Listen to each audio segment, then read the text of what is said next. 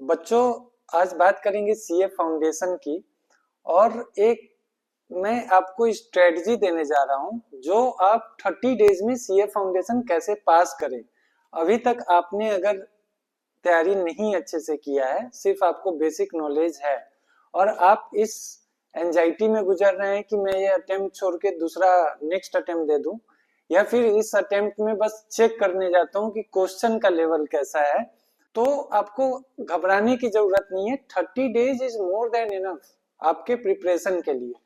आप इस वीडियो को जितना मिनट्स देखेंगे ना, उतने दिन आपके सेव हो जाएंगे। और ये जो मैं स्ट्रेटजी बताने जा रहा हूं, आप अंत तक इसको देखें। 100% गारंटीड है कि आप सक्सेस हो जाएंगे अगर इस स्ट्रेटजी को आपने फॉलो किया तो। जब भी इन 30 दिनों में आपको डीमोटिवेशन लगे या फिर से एंजाइटी का लेवल आपका बढ़े, तो इस वीडियो को दोबारा देखना, आपका मोटिवेशन लेवल फिर से अप हो जाएगा और आप इसी अटेम्प्ट में पास कर पाएंगे। आपको नेक्स्ट अटेम्प्ट के बारे में कुछ नहीं सोचना है। बच्चों, 30 डेज बहुत सफिशिएंट टाइम है सीए फाउंडेशन के लिए, क्योंकि फाउंडेशन का रिजल्ट अप्रोक्स 25 से 35% तक जाता है। पहली बात। दूसरी बात, इसमें उतना डीपर नॉलेज नहीं चाहिए बच्चों के अंदर जितना कि आगे आपको चाहिए होगा, इसलिए आपको इतना डिटेल में नहीं जाना है। आपको बस अपना नॉलेज का लेवल एक लेवल तक लेके आना है।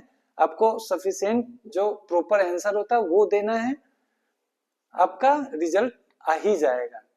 बट अगर आपने अपने दिमाग में सेट कर लिया कि मुझे नेक्स्ट अटेम्प्ट में अब देना है, नेक्स्ट अटेम्प्ट में पास होऊंगा और इस अटेम्प्ट में बस मैं क्वेश्चन चेक करने जा रहा हूं, तो ये ऐसी बात है कि मैं अपनी हार खुद ही एक्सेप्ट कर रहा हूं और अपनी हार को खुद ही बुला रहा हूं। वो कहावत है ना कालिदास को कि जिस डाल पे बैठा था उसी को काट रहा था, वही चीज आप कर रहे हैं। अगर आप ऐसा सोच रहे हैं तो अपनी सोच को बदलिए, क्योंकि सबसे पहले और सबसे महत्वपूर्ण आपकी सोच है। अब आप एक कॉपी और पेन लेके बैठ जाएं, क्योंकि मैं सब्जेक्ट वाइज और चैप्टर वाइज एनालिसिस करूंगा कि आपको कौन से चैप्टर्स पढ़ने हैं, कौन से चैप्टर्स छोड़ने हैं और किस चैप्टर में कितना टाइम देना है। मैं पूरा डिटेल स्ट्रेटजी आपके लिए बना के लाया हूं। बच्चों, 4 सब्जेक्ट है। बच्चों, बात स्टार्ट करते हैं सब्जेक्ट फर्स्ट अकाउंट से। अकाउंट्स में सबसे पहला चैप्टर आता है थ्योरेटिकल, जो कि आपने या तो 11th-12th में पढ़ रखा है, या अगर आप दूसरे स्ट्रीम के बच्चे हैं तो आपने पहले कवर कर रखा है। इस पे ज्यादा टाइम नहीं देना है। आप 3 से 4 घंटे में ये सारा थ्योरी वाला पार्ट कवर कर लें, बिकॉज थ्योरी जब भी क्वेश्चन में आएगा तो आपको कहीं ना कहीं याद आ जाएगा और आप लिख पाएंगे। सेकेंड चैप्टर जो है वो अकाउंटिंग प्रोसेस का है, मीन्स जर्नल एंट्री से लेके cash book, trial balance, ledger, ये सब बनाना और रेक्टिफिकेशन ऑफ एरर। ये सारा आपके पास बेसिक नॉलेज कहीं ना कहीं है जो कि 11th-12th में आपने गेन किया हुआ है, और बस आपको रिफ्रेश करना है। तो रिफ्रेश करने में आपके लिए 5-6 घंटे मोर देन इनफ है इन सारे टॉपिक्स को करने के लिए। 1 आवर्स आप इच टॉपिक पे रखें। जरूरी नहीं है कि हर क्वेश्चन सॉल्व करें, एक पैटर्न के एक क्वेश्चन सॉल्व करके आप आगे निकल सकते हैं। अब बात करते हैं थर्ड टॉपिक जो कि है BRS, बैंक रिकॉन्सिलेशन वाला। तो ये भी टॉपिक ऐसा है कि जो आपने पहले पढ़ रखा है, हालांकि नॉलेज नहीं भी होगा फिर भी बहुत इजी टॉपिक है। आपको कैश बुक से बैंक बुक तक आना है या फिर बैंक बुक से कैश बुक तक आना है, तो बस प्लस माइनस करने का गेम है इसमें। 5 से 6 घंटे सफिशिएंट है इस टॉपिक को कवर करने के लिए। मैं जो आवर्स बता रहा हूं आप उसी आवर्स में कोशिश करना इस टॉपिक को खत्म करने का। अगर नहीं हो पाता है तो हाफ एन आवर या 1 आवर आगे पीछे हम लोग कर सकते हैं, लेकिन उससे ज्यादा टाइम नहीं देना है। मैं रिवीजन के लिए भी टाइम आपको दूंगा, इसलिए घबराना नहीं है। नेक्स्ट टॉपिक आता है इन्वेंट्रीज पे। ये उतना इंपॉर्टेंट टॉपिक नहीं है क्योंकि 4-5 नंबर्स का आता है इससे, बट फिर भी 4-5 आवर्स में आप इस टॉपिक को कोशिश करें कि कवर कर लें। नेक्स्ट टॉपिक है डिप्रिसिएशन और एमोर्टाइजेशन का। ये अच्छा टॉपिक है, इसके लिए भी 5 से 6 घंटे मोर देन इनफ है। उसके नेक्स्ट आता है बिल्स ऑफ एक्सचेंज और प्रोमिसरी नोट का। आज के टाइम पे ये इतना ज्यादा रेलिवेंट नहीं है और इतना ज्यादा क्वेश्चंस भी इससे नहीं आते हैं, फिर भी आप 4-5 घंटे में इसको कवर करने की कोशिश करें। क्योंकि मैक्सिमम मुझे लगता है 4, 5, 6 मार्क्स तक का ही क्वेश्चन इससे आना है।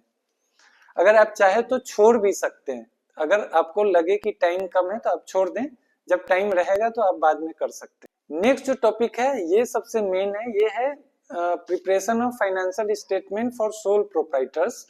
और पूरा इसमें फाइनेंशियल स्टेटमेंट, पूरा बैलेंस शीट, पीएल बनाने का चैप्टर है ये। इस पे आप ज्यादा से ज्यादा टाइम दें, 10 से 12 घंटे का टाइम मैंने इस चैप्टर के लिए अलोकेट किया है, बिकॉज आपके पास प्रायर नॉलेज भी है तो सारे नॉलेज को इकट्ठा एक जगह करके इसको बनाना है। नेक्स्ट आता है financial statement of non profit organisation, इस पे आप 8 से 10 घंटा लगाएं। उसके नेक्स्ट आता है अकाउंटिंग फ्रॉम इनकम्प्लीट रिकॉर्ड्स। हालांकि ये टॉपिक अच्छा है और आपके पास इसका बेसिक नॉलेज भी है, फिर भी 5 से 6 घंटे में आप इसको आराम से कवर कर सकते हैं। मैं जो चैप्टर बोल रहा हूँ, जो आवर्स इसमें अलोकेट कर रहा हूँ, आप अपने कॉपी पे जरूर लिख लें। इससे ज्यादा टाइम आप कोशिश करें कि ना लगे। नेक्स्ट दोस्तों आता है पार्टनरशिप अकाउंट। पार्टनरशिप अकाउंट और उसके नेक्स्ट आता है कंपनी अकाउंट। पार्टनरशिप और कंपनीज अकाउंट में से कोई एक टॉपिक करें, किसी भी एक टॉपिक में 15 आवर्स तक का आपका टाइम लगेगा। अगर आपने पहले से कर रखा है तो आप कर सकते हैं, अदरवाइज आपको प्रॉब्लम लग रहा है टाइम का या उतना ज्यादा कॉन्फिडेंस नहीं आ रहा है, तो आप किसी एक टॉपिक को छोड़ दें, या तो कंपनीज अकाउंट को छोड़ दें या तो पार्टनरशिप को छोड़ दें, कोई एक टॉपिक करें। दोस्तों ये सारा टॉपिक आप एक बार देखोगे और मैंने जो टाइम अलॉट किया है, सारा एलोकेशन मिला के अप्रोक्स 70 आवर्स आपका जाएगा। 70 आवर्स में आप ये 70 मार्क्स तक का कवरेज कर रहे हो। आप टोटल कवरेज देखना, 70 to 75 मार्क्स तक का कवरेज है, और 75 मार्क्स आपने कवर कर लिया तो 50 मार्क्स लाना कोई बड़ी बात नहीं है। आपका मार्क्स 40 to 50 आराम से आ जाएगा। होता क्या है प्रॉब्लम, बच्चे सोचते हैं कि मैं 100% कवर कर लूं, कुछ छूट ना जाए, और इस वजह से उनको टाइम भी ज्यादा लगता है और वो प्रेशर में भी आता है। अगर आपके पास टाइम की कमी है, आप 70 का लेके चलें, 70 में अच्छे से करें ताकि आपको 50 मार्क्स आ जाए। इसके बाद ये तो मैंने 70 आवर्स का एलोकेशन बता दिया। उसके बाद नेक्स्ट मैं 30 आवर्स दे रहा हूं इसको फर्स्ट रिवीजन करने के लिए, और सेकेंड रिवीजन करने के लिए भी मैं आपको 10 आवर्स दे रहा हूँ, टोटल 110 घंटे। अभी 30 डेज है आपके पास, 30 डेज में मिनिमम आपको 12 घंटे पढ़ने ही पढ़ने हैं बच्चे। 12 घंटे आप पढ़ते हैं तो आपके पास होते हैं 360 आवर्स। 360 आवर्स में से आपको 110 आवर्स देने हैं सिर्फ अकाउंट्स को। आपने ये कॉपी पे कंफर्म कर लिया, कॉपी पे पूरा कंप्लीट कर लिया। अब हम लोग आते हैं नेक्स्ट सब्जेक्ट, बिजनेस लॉज। बच्चों बिजनेस लॉज बहुत ही अच्छा सब्जेक्ट है और इसमें मार्क्स भी आपने देखा होगा बहुत अच्छे आते हैं। अगर आप प्रॉपर और टू द पॉइंट लिख के आते हैं तो मार्क्स में कभी भी प्रॉब्लम नहीं होगा। इस टॉपिक को हम लोग कवर करेंगे। फर्स्ट चैप्टर अगर आप बिजनेस लॉज का देखें तो वो आता है कॉन्ट्रैक्ट एक्ट, और इसमें अप्रोक्स 9 चैप्टर्स है। आपको हर चैप्टर में 2 घंटे से ज्यादा नहीं देना है। आप इस आवर्स और चैप्टर्स को भी अपने कॉपी में जरूर नोट कर लें। 18 घंटे आपके जा रहे हैं कॉन्ट्रैक्ट एक्ट के अंदर। नेक्स्ट टॉपिक है आपका सेल ऑफ गुड्स एक्ट, जिसमें सिर्फ 4 चैप्टर्स हैं। इस 4 चैप्टर्स में भी आपको 2 आवर्स पर चैप्टर देना है, तो टोटल आपके जा रहे हैं 8 घंटे। नेक्स्ट टॉपिक आपके पास आता है पार्टनरशिप। अगर आपने पार्टनरशिप अकाउंट्स में करा है तब फिर यहाँ पे टाइम ही नहीं लगना है, अगर नहीं करा है तो थोड़ा सा टाइम लगेगा।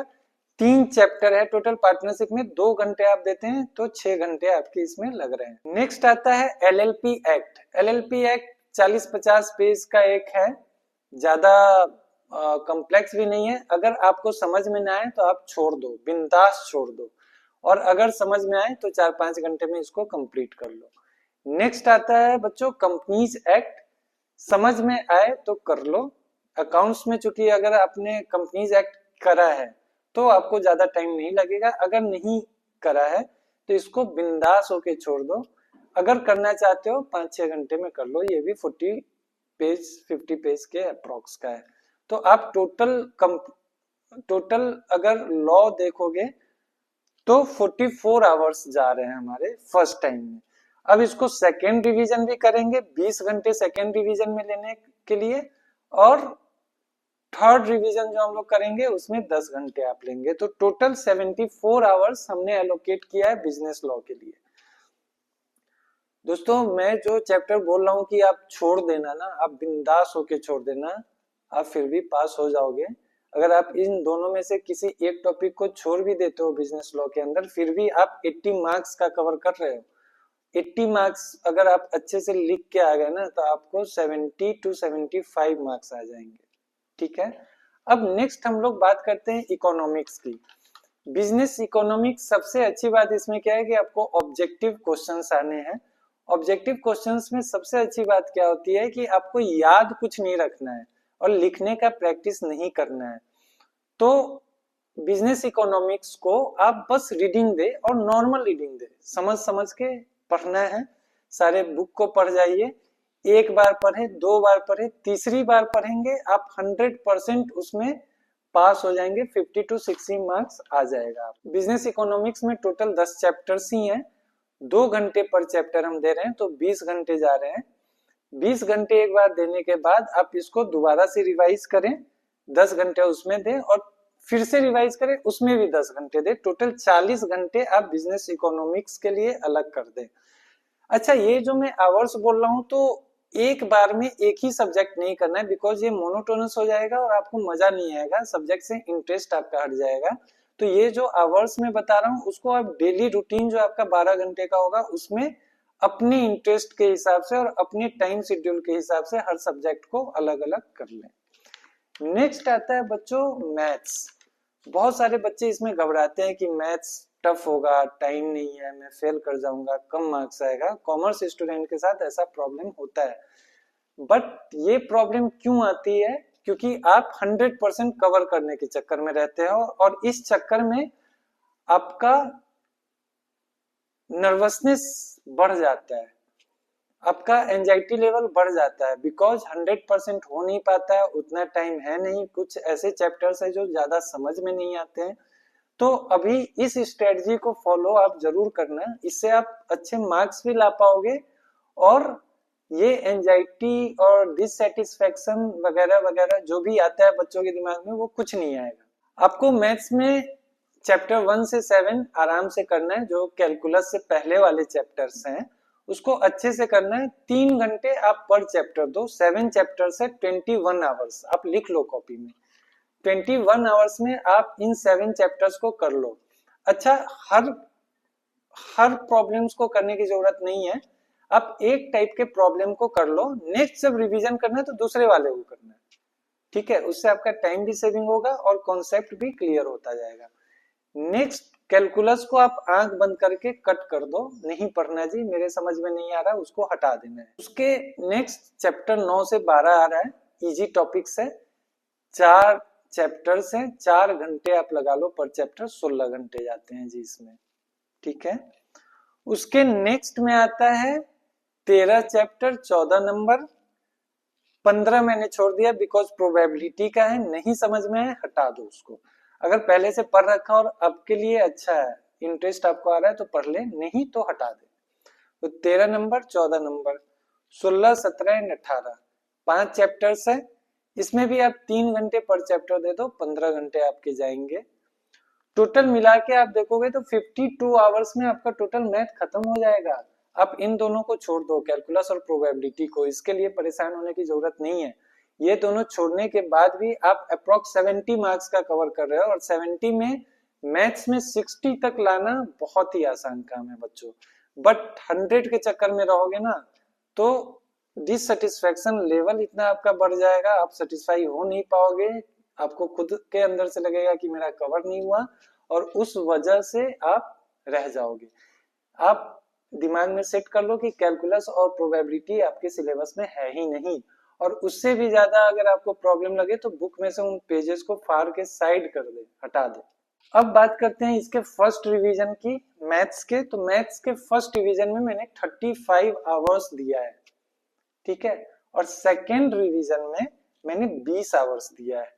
टोटल मिला के 107 आवर्स मैंने मैथ को अलॉट कर दिया। आपने अभी तक चारों सब्जेक्ट में देखा होगा कि मैंने सफिशिएंट टाइम दिया है और इस टाइम टेबल के साथ आप आराम से इन 30 डेज में एटलीस्ट पास तो हो ही जाओगे। मार्क्स का नहीं पता, बट 100% गारंटीड आप पास हो जाओगे। अच्छा, इन चारों सब्जेक्ट्स का जो मैंने रिवीजन के साथ आपको टाइम एलोकेशन बताया, उसके बाद भी अपने पास 39 आवर्स बचते हैं, जो कि अप्रोक्स 3 डेज होते हैं। और ये 3 डेज मैंने एग्जाम से ठीक पहले वाला 3 डेज रखा है, जिसमें आप अपने आप को फिर से रिवाइज करवा सकते हैं सारे कॉन्सेप्ट्स को और सारे सब्जेक्ट्स को, या कुछ फॉर्मूलाज वगैरह हैं जिसको आप याद रख सकते हैं। 3 डेज मोर देन इनफ है आपके लिए अगेन से। तो बहुत ही अच्छा स्ट्रेटजी है बच्चे, इस स्ट्रेटजी के साथ आप आगे बढ़े और 100% पास हो ही जाएंगे।